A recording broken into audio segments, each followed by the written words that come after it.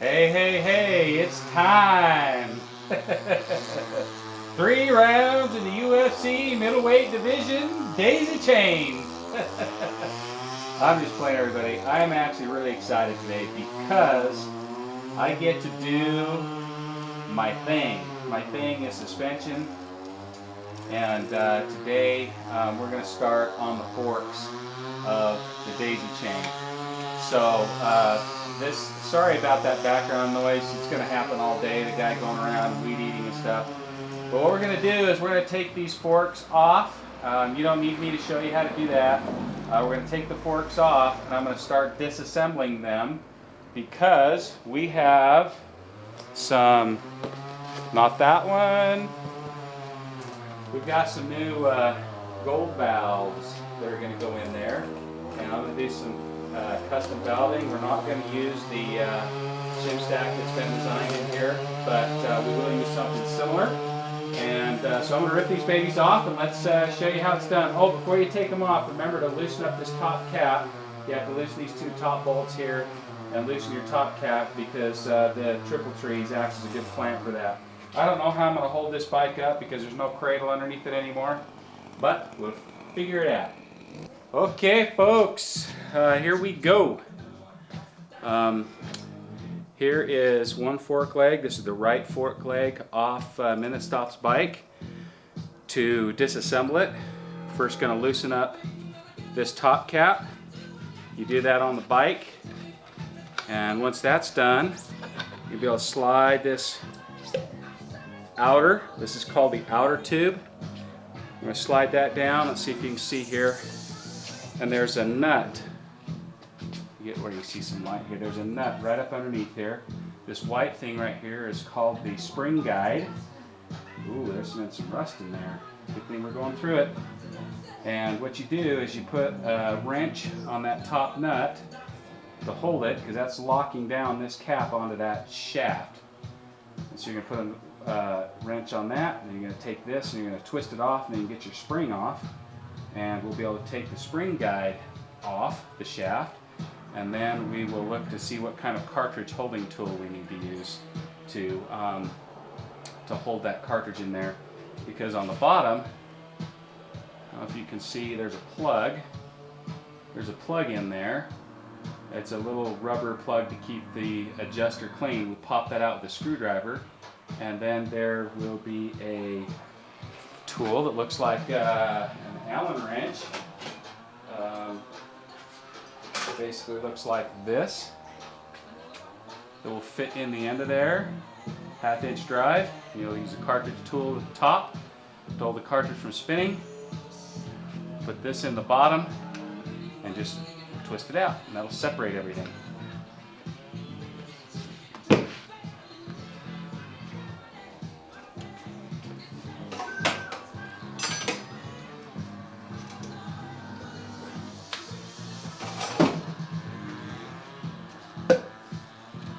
If you can kind of see that okay.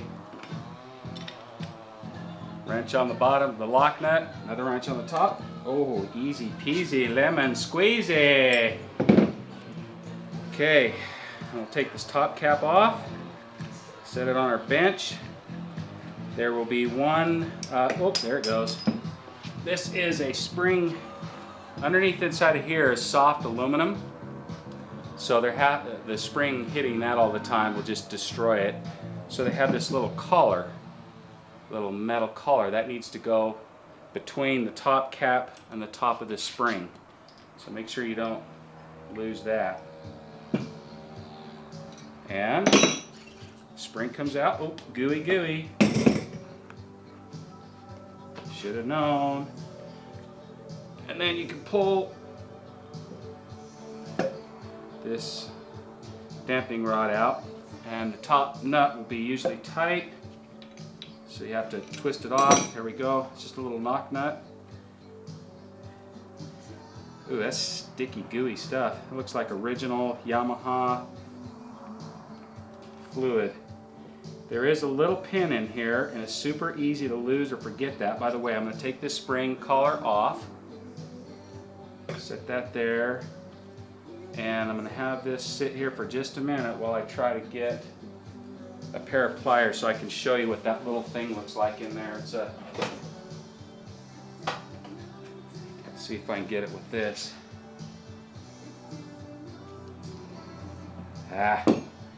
Okay, I'm going to dump the oil out first and then I'll show you, okay?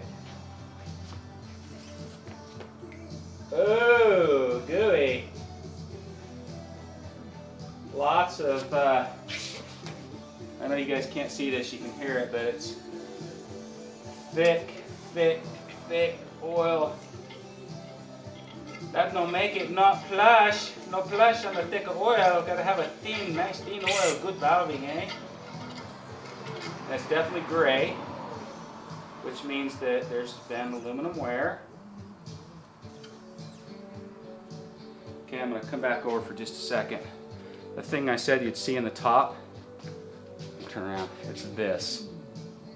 And this is the rebound adjusting push rod. You don't want to forget to put that back in, okay? That goes right down the center of that damping rod right there. Goes right down inside there. So set that aside. Oh, we lucked out, folks. It uses a standard 4-prong cartridge holding tool.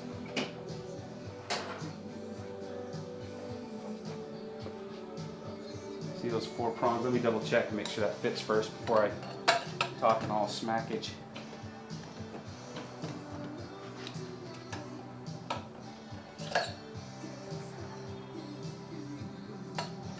Might be too big. I got a couple of them here. No, that one's too big, so it's a smaller size. It's a smaller size. I've got several. But if this tool fits, that's great because it's the same one that goes on the, yes, same one that goes on the YZ 426s. What you look for is it's got 4 prongs on the bottom. It's a medium size. This one actually has a double, and it's got one that's smaller. See those 4 prongs? There you go. That's a smaller size. That's a little bit bigger size. But as long as you get 4 prongs in there, that'll hold the cartridge. And this holds, once you get it all the way down in there in the center. Oops. There we go. Pop out this little rubber.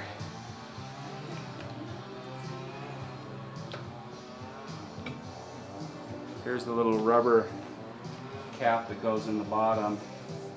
Kind of hard to see, but that goes in the bottom of the fork leg. That keeps mud, dirt, grime, stuff from getting all in that adjuster on the bottom. In fact, I'll show you the adjuster. Oops.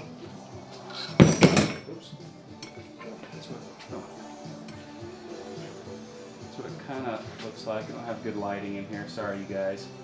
But there's a little adjustment screw, and this is actually compression adjustment on these bikes. Oop, I'm dripping goo all over. So, let's break this thing apart, shall we, y'all? I'm going to use my impact wrench.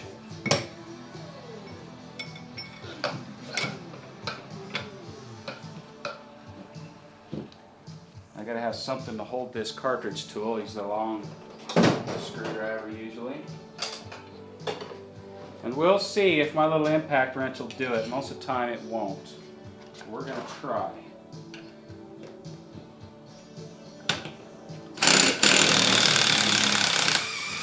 Wow, it did it!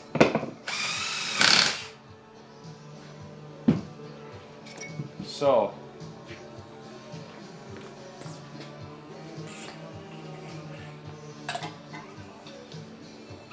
this is what the cartridge looks like when you pull it out. Very standard. Oh, there's a little bit of rust in there I'm going to have to clean up. You see the, I know it's hard to see, but you can see the discoloration there. That's rust. Just not getting oil up there. We'll use some Scotch-Brite and clean all that surface rust off. But this is what's called the cartridge. And the bottom right there is what that base valve screws into, just like the DRZ400 on Everride's bike, just like the KLX bike, same kind of thing.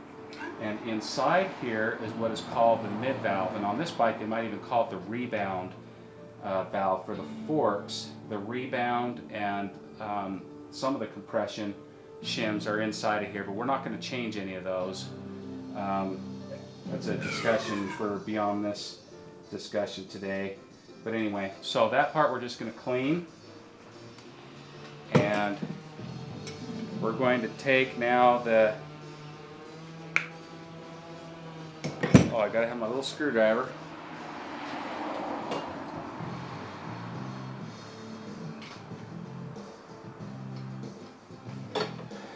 And we're going to take the seals out. So all you do is you just take your little screwdriver and start prying.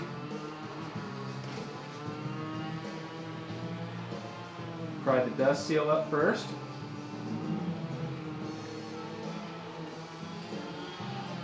Man, this seal is like super clean, like there's nothing. I don't think this bike, MinitStop, was ever ridden off-road. I mean, it's like factory clean. I'm sure it's worn, but it's like factory clean. Oops.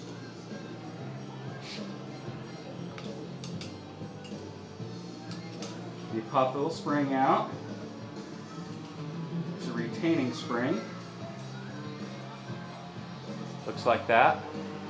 That holds the seal in.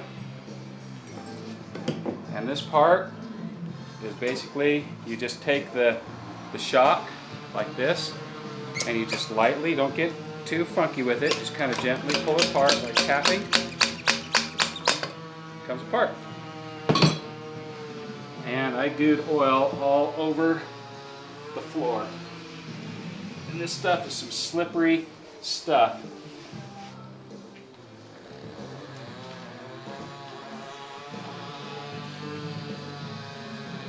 Seal, retaining ring, outer bushing, inner bushing. That's all there is to it. So we're going to clean all this stuff up, and you're probably wondering what the base valve looks like. It's still stuck in the bottom of this. So let's pop that baby out. So when your wife gets ready to throw out the old broom that's broke because the end doesn't work anymore, either cut off the broom handle or tell her you want to keep it, because you can slide it inside of here. Just tap that just like that, and out comes the base valve. And that's the adjustment screw right in there for compression, and that's a very standard base valve. That's a lot like the KLX, a lot like the DRZ400, although the diameter of this is a little bit smaller. Doesn't really matter, but that's just basically very, very standard. So what we're going to do now is we're going to clean everything, and I'm going to take this nut off. You've seen me do it in other videos, and take this off, and then we're going to start installing our gold valve with the new shimmy. So there you go. I mean, that's not very long, and we've got them taken apart. So anyway, be back with you in a bit, folks.